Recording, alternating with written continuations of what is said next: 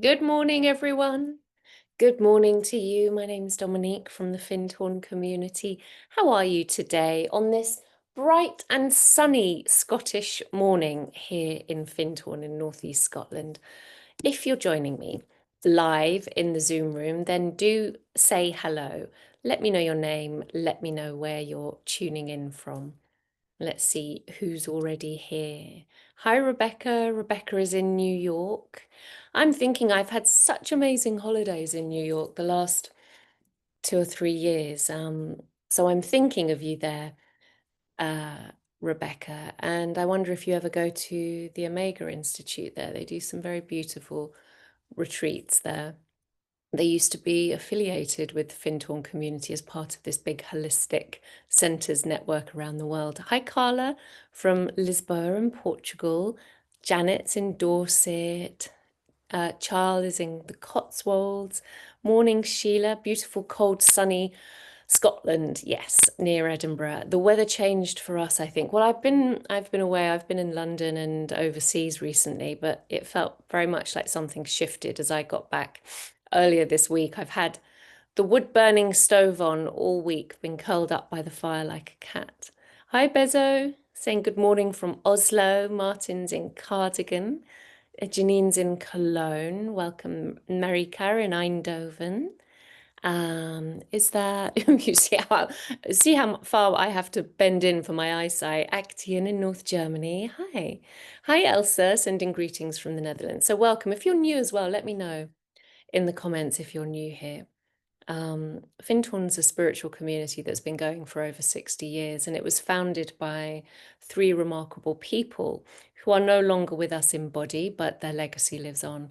That was Eileen Caddy, a great mystic of our time, her partner Peter Caddy, and friend Dorothy McLean. And together they had a really staunch spiritual practice. They were very dedicated mystics. They were very devoted to the life of the spiritual mystic, and they found their way to this very remote part of northeast Scotland, which is still very remote now, but it has been picked up on a little bit by tourists who pop up in the summer season in the warmer months because it's a very, very beautiful place. But they made their home here. Eileen used to meditate for about an hour and a half each day, and she started to hear the voice of God, that she called it, the voice, the still small voice within, and then write down that guidance. And she was a prolific author in the end. She received an award from the Queen for her services to spirituality. But what we like to do is read from this little book here, Opening Doors Within. This is chunked down her wisdom for a day each, a day of the year. And it's a beautiful spiritual contemplation in its own right, but it's also a great accompaniment to whatever meditation practice or spiritual practice you have. Findhorn is a non-denominational community. All is welcome. We believe that God is love and truth and light, and all of the religions and different spiritual traditions are different paths leading to that same truth. So I will guide you into meditation and read today's contemplation, and then we'll go into a practice of what Eileen called inner listening. So, this form of sitting silent meditation, which is known across spiritual traditions, really opening to that inner receptivity, to let go of the sound of the personality, let go of the preoccupation with thoughts, with physical sensations, and see if we can pass out the divine wisdom of our own soul. All right. So I would just encourage you to find a comfortable sitting position, placing your feet flat on the earth. Or you can cross your legs under you if you like a traditional meditation posture. Roll your shoulders back. Neck nice and long, chin parallel to the floor. You can rest your palms facing upwards in the lap, or rest the back of the right hand and the palm of the left hand, touch the thumb tips together. And if you're safe to do so, I encourage you to close your eyes now. Just take a moment to arrive fully into the space,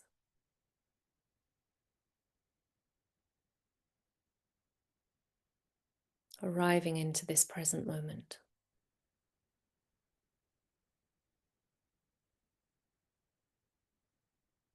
Be here now.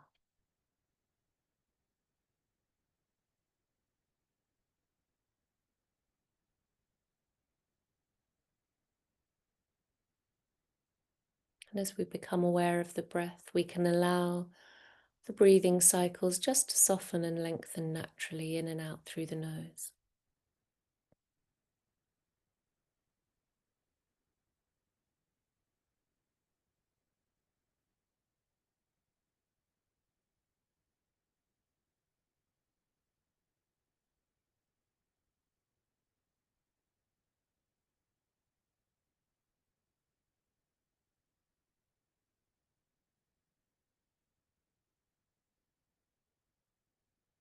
Letting go of any physical tension or contraction in the face, neck, shoulders, back.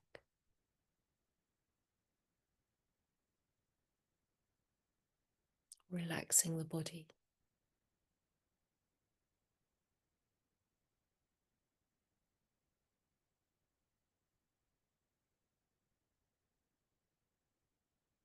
Letting go of any sound, noise, movement around you, drawing your senses inwards, present behind the eyes. And letting your awareness float down, drift down, all the way down into the heart center, the middle of the chest, a little to the right, the home of the spiritual heart, home of God.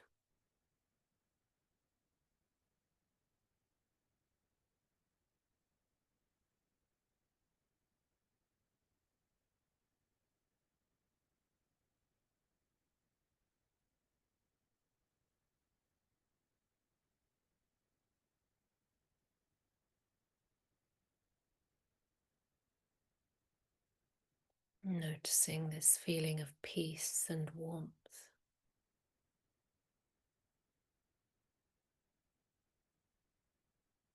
connection to the inner sanctuary.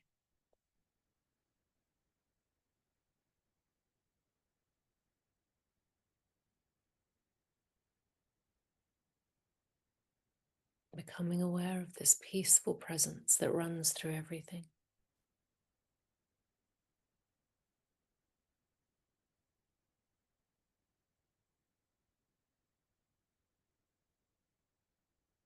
And anytime physical sensations, thoughts, feelings bother you, just letting them go, and coming back to this peaceful presence, this I am feeling, essence of your own being.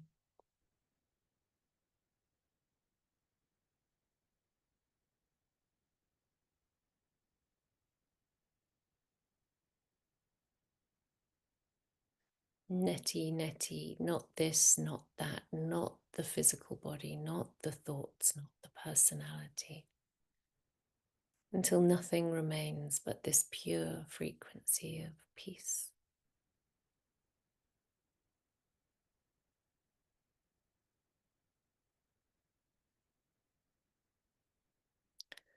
And from this place of deep receptivity, inner listening, opening our inner ears to receive, let's listen to Eileen's guidance for October the 27th.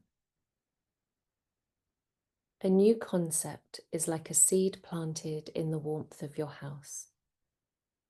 The seed cannot be taken straight out of that atmosphere until it is strong enough to be planted where it has to withstand the outer elements.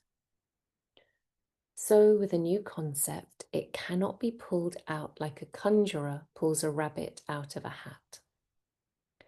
It takes time to give it substance and form. It has to be tried out with the few before it can be given to the many.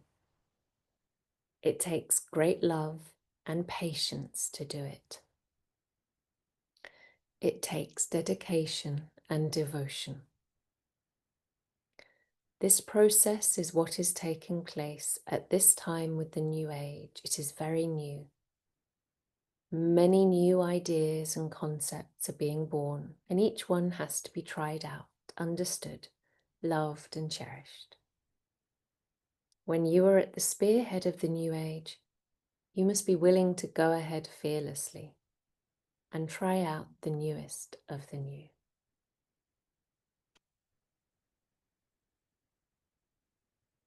Allowing these words to carry us deeper and deeper still to this peaceful place of deep inner listening.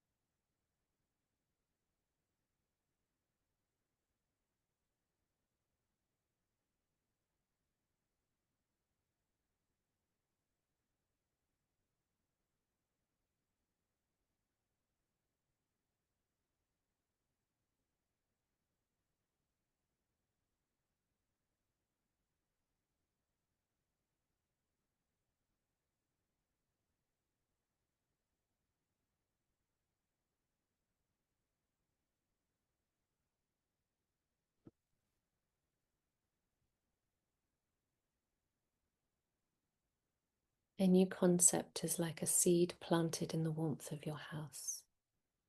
The seed cannot be taken straight out of that atmosphere until it is strong enough to be planted where it can withstand the elements. So with a new concept, it cannot be pulled out like a conjurer pulls a rabbit out of a hat. It takes time to give it substance and form, has to be tried out with the few before it can be given to the many. It takes great love and patience to do it. It takes dedication and devotion. This process is what is taking place at this time with the new age. It is very new. Many new ideas and concepts are being born, and each one has to be tried out, understood, loved, and cherished. When you are at the spearhead of the new age, you must be willing to go ahead fearlessly and try out the newest of the new. So very gently taking a slightly deeper breath in through the nose, connecting the breath to the body, becoming aware of the room around you. Just taking a final moment to subtly attune to this sacred vibration of the day, pure sacredness, this miracle of a day, this miracle of our own presence and being. And then becoming present behind the eyes, maybe wiggling your fingers and toes, rubbing your legs, very gently in your own time, coming back to the space and opening your eyes.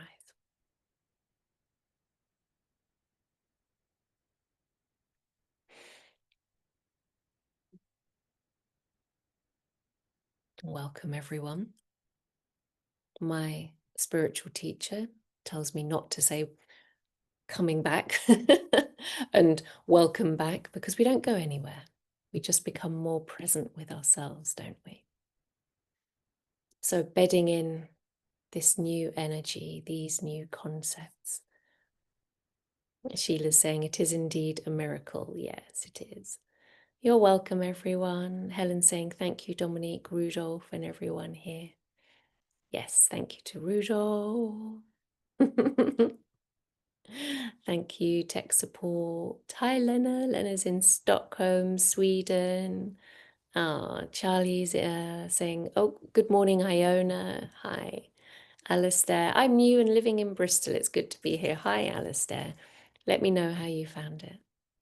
Hi, Louis Francois. Good morning from French Guiana.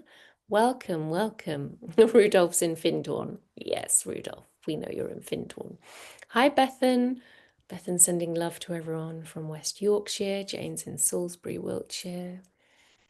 Well, you know, when Eileen was writing these and channeling this wisdom, it was a few decades ago, and the expression new age might sound quite old-fashioned to us now. Just think of crystals and incense and those you know, people living on the outliers of society in the 80s and 90s, because they were.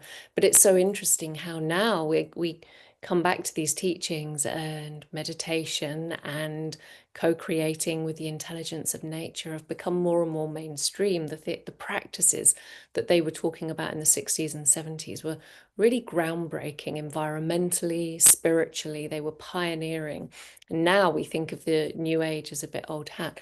But there is much work to be done, isn't there, when we look at the state of the world and embedding these new concepts. The yogis talk about Kali Yuga. Yeah, that we're in Kali Yuga age, and Kali, this goddess of death, destruction, transformation, the dark ages, before the Gilded Age, before the Golden Age.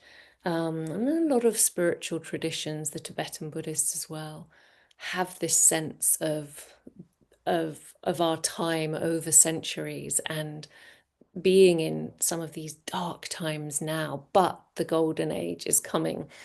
I'm not sure we can quite pinpoint it yet. It could be a few years away or it could be centuries away, but it's coming. And they also say in these times, our guides, our angels, the gods, goddesses, God is poised, a bit like Tara, the goddess Tara, is always poised with one foot pointed out, ready to leap with compassion to your aid. All of our support in the unseen realms, who is working with us for this evolution in the highest form of love and unconditional love and light. They are poised, ready to respond to us, ready to support us 100 times over, thousands of times over, more swiftly than ever before, because they know how challenging the time is. So take heart from that and remember, we don't have to do it all alone. We can ask for support as well. All right, I'm sending you lots of love. I'm wishing you a beautiful week, and I'll see you all next Monday. Take care, everyone. Living from the heart.